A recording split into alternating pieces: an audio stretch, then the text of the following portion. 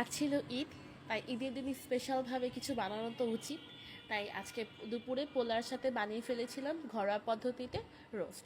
এই ঘরোয়া পদ্ধতিতে রোস্টে ঘরোয়া উপকরণ দিয়ে বানানো যায়, এক্সট্রা কোনো মশলা লাগে না। ঘরোয়া উপকরণ যা যা আছে তা দিয়েই ঘরোয়া পদ্ধতিতে বানানো যায় রোস্টটা। তাই প্রথমেই মাংসগুলো কেটে কুটে ধুয়ে তারপরে লবণ এবং মরিচের গুঁড়া দিয়ে ভালো করে ভেজে নেব। এরপর ওই তেলেই পেঁয়াজ কুচিয়ে দিয়ে দিব আদা বাটা, রসুন বাটা, পেঁয়াজ বাটা। এরপর দিয়ে দিব পেস্তা বাদাম, কাঠবাদাম, লবঙ্গ, এলাচি এবং দারচিনি একটা পেস্ট। এরপর ভালো করে মশলাটা কষিয়ে দিয়ে দিব টক দই, সামান্য পরিমাণ লবণ এবং চিনি। এরপর মশলাটা ভালো করে কষানো হয়ে গেলে দিয়ে দিব ভাজা মাংসগুলো। আর মাংসগুলো দেওয়ার পর মশলার সাথে মাংসগুলোকে খুব ভালোভাবে কষিয়ে নিতে হবে, যাতে মশলাটা মাংসের ভেতরে ঢুকে আর মাংসটা যাতে খেতে ভালো লাগে। ভালো করে কষিয়ে নেওয়ার পর দিয়ে দিতে হবে পরিমাণ মতো পানি।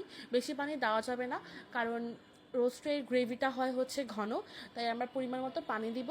পানি দেওয়ার পর ঠিক 10 থেকে 15 মিনিট রান্না করলে মাংস যেমন সিদ্ধ হয়ে যাবে আর গ্রেভিটাও ঠিক তেমনই ঘন হয়ে যাবে। এই তো, এরপর একটু কাঁচামরিচ দিয়ে দিব। আজ এই পর্যন্তই। Thanks for watching.